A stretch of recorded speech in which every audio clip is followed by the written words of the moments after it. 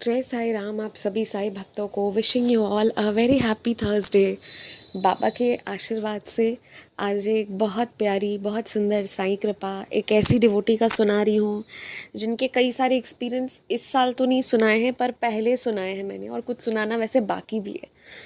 तो ये जो डिवोटी है ना, अगर इनके बारे में मैं बताऊँ तो इनके लाइफ में भी बहुत सारे चैलेंजेस आए, बहुत डिफरेंट डिफरेंट तरह के, और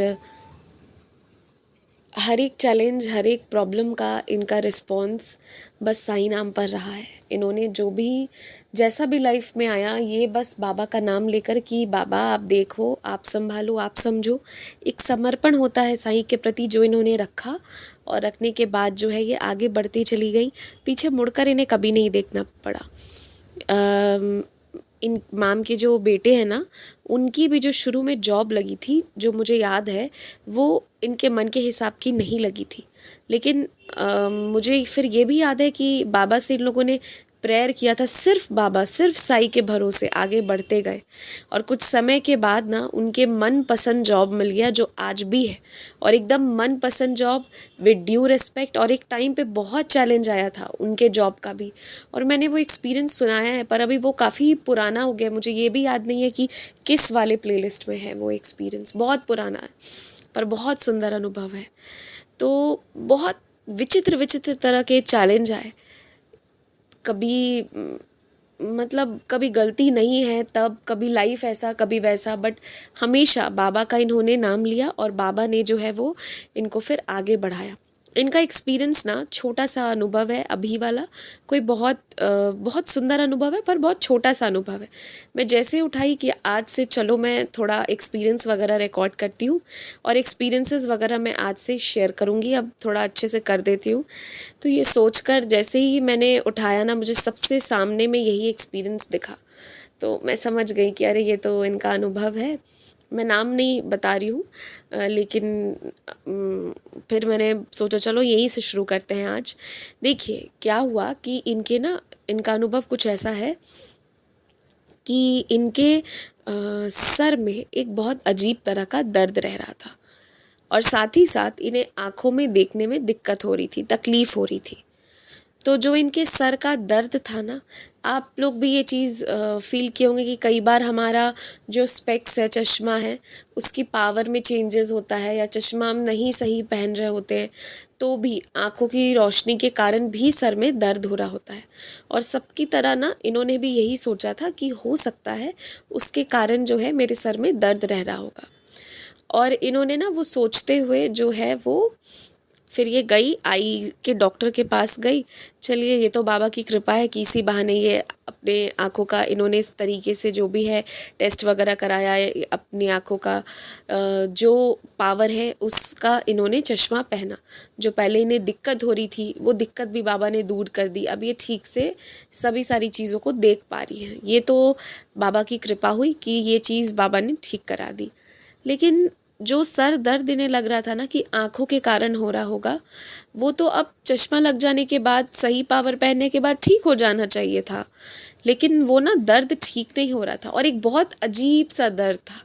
अब मैं अजीब वर्ड यूज़ कर रही हूँ, मतलब ना वो दर्द बहुत नहीं होता है कि आपको एकदम से वो दर्द होगा, और वो इतना पेनफुल होता है उस टाइम पे कि आप ना दूसरा कोई काम नहीं कर सकते हो, आप दूसरे किसी चीज़ के बारे में नहीं सोच सकते हो।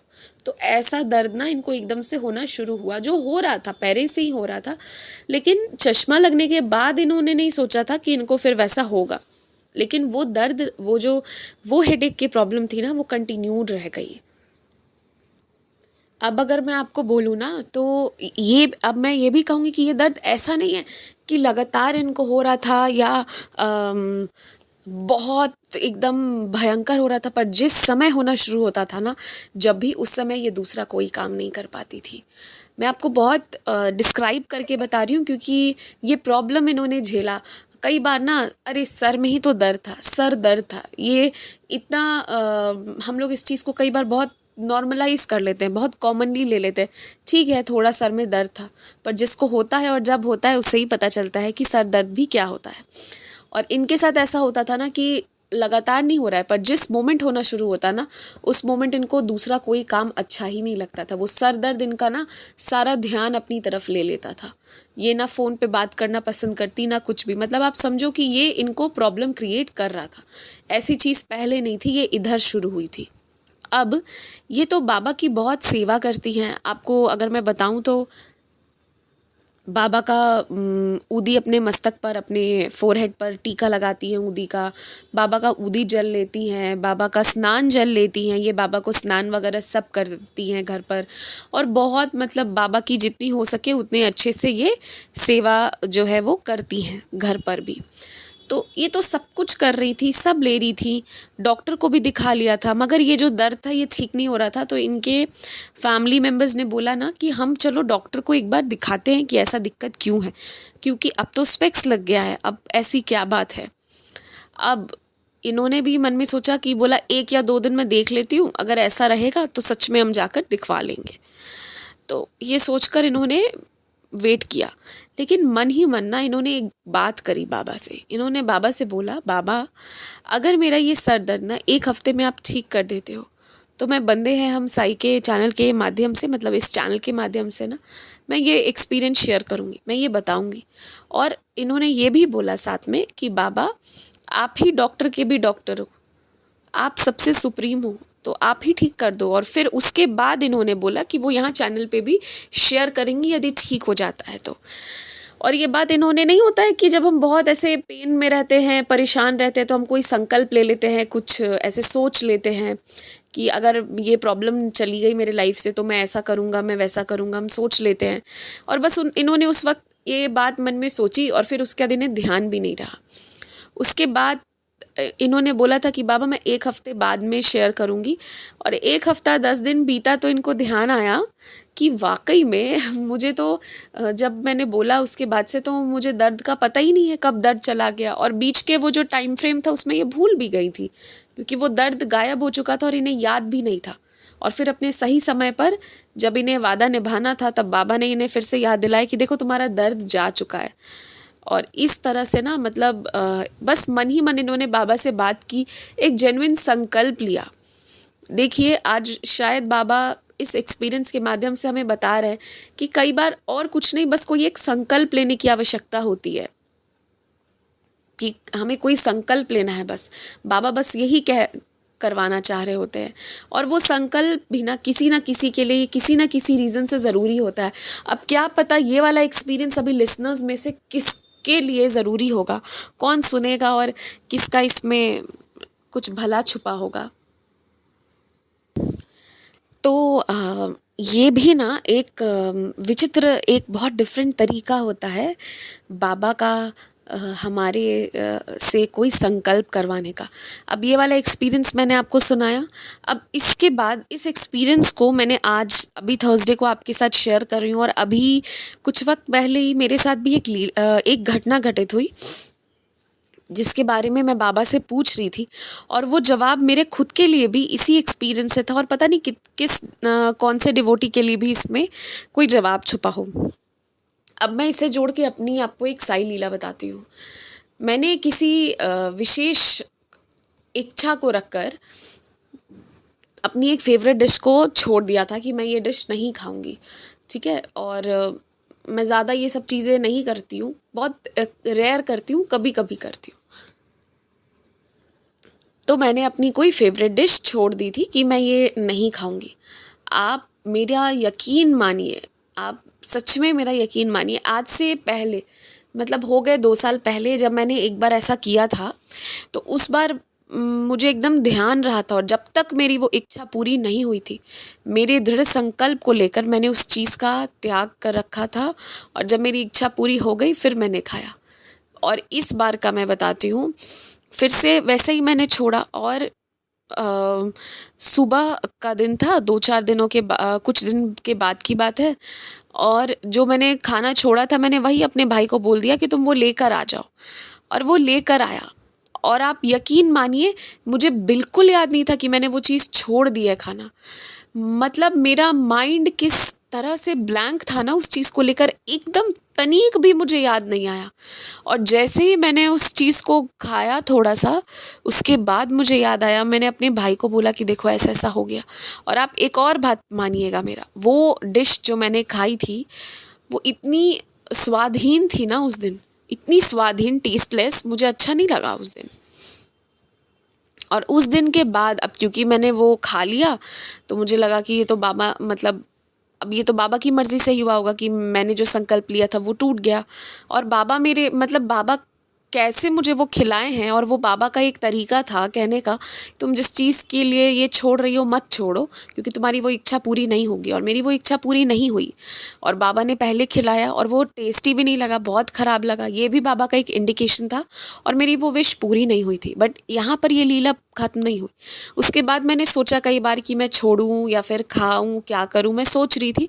उस दिन के बाद वो डिश जब भी मेरे पास आई ना, उसमें वो पुराना वाला टेस्ट नहीं था। मतलब एक बार भी मैं वो उस जैसा वो फर्स्ट टाइम संकल्प लेके जो मैंने छोड़ा, उसके पहले जिस तरह का मैं खाया करती थी या कहीं से भी आता था, वो टेस्ट मुझे नहीं मिल रहा था। उसके बाद अब क्योंकि मैं मेरा तो उस दिन टूट गया, तो फिर 2-3 दिन बाद मैंने भाई को बोला कि चलो हम तुम वही लेके आना, और फिर वो मेरी वो फेवरेट डिश लेकर आया। और आप यकीन मानो, उसने ना कुछ और चीज़ों के साथ कुछ और डिफरेंट कॉम्बिनेशन में वो लेके आ गया। वो डिश तो मैं खाई, लेकिन फिर से मैं मन से नहीं खा पाई, क्योंकि जो मुझे पसंद है उस वे में वो कुक्ड नहीं था। ये सेकंड चीज़ है। ऑफ कोर्स वेजिटेरियन ही खाने की मैं बात कर रही हूँ, मैं नॉनवेज नहीं खाती हूँ। अब परमानेंट ही मैंने छोड़ दिया, पहले खाती थी। तो ये दूसरी बार फिर ऐसा हुआ ना कि फिर मुझे लगा कि मुझे समझ नहीं आ रहा है कि ये क्या हो रहा है। अ, जब मैंने संकल्प लिया कि मैं नहीं खाऊंगी, तब तो बाबा ने ही मुझे वो संकल्प तोड़वा दिया। और उसके बाद जो है, जब मैं वो खाने की कोशिश करती हूँ तो मिल तो जाता है, पर जैसा मुझे पसंद है वो भी नहीं मिल पा रहा है, वो भी नहीं मिल पा रहा है। और उसके बाद आपको पता है, मैंने जब अपने हाथ से फिर से खुद से भी बनाया तो भी अच्छा नहीं बना। और आज ही थर्सडे की ही मैं लीला आपको बता रही हूँ, दिन में तो हद हो गई आज। जब मैंने फिर से आज ऑर्डर किया और बोला कि मेरे लिए वही डिश लेके आओ जो मुझे पसंद है, वही डिश मंगवाते हैं। और आप विश्वास मानेंगे, जिस रेस्टोरेंट से हमने मंगवाया वहाँ पे बाकी सारी चीज़ें बहुत टेस्टी, बहुत फ्रेश, तुरंत बना के दिया हुआ था, मगर वो डिश ख़राब हो चुकी थी। और मन भी नहीं हुआ मेरा कि मैं कंप्लेन करूं या कुछ करूं, क्योंकि ये मेरे साथ उस दिन के बाद से आज तक रिपीट हो रहा है। एक तो मेरा संकल्प भी तोड़वाया बाबा ने भुलवा कर, क्योंकि मेरी तब इच्छा पूरी नहीं करनी थी।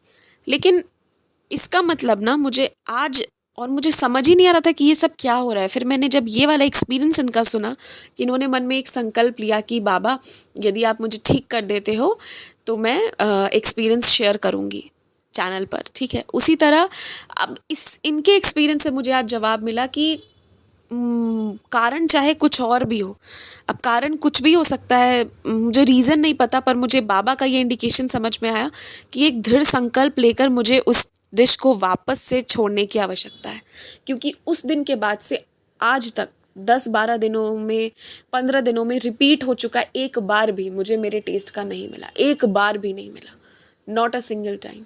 और हद तो तब हो गई कि अच्छी जगह उसे भी जब मंगवाया तो बस वो पर्टिकुलर डिश खराब निकल रही है, वो अच्छा नहीं मिल रहा है, या मेरे हाथ से भी बन रहा है तो अच्छा नहीं बन रहा है। तो अब मुझे समझ में आया इस एक्सपीरियंस से, मतलब बाबा ये चाहते हैं कि पहले मैंने जिस रीज़न से उस चीज़ का त्याग किया था ना, reason was not correct, reason सही नहीं था, पर अब मुझे ये संकल्प लेने की आवश्यकता है कि मुझे वो छोड़ना तो है, मगर रीज़न वो नहीं होना चाहिए। तो मेरे क्वेश्चन का जो आंसर था ना, वो मुझे इस एक्सपीरियंस से मिला।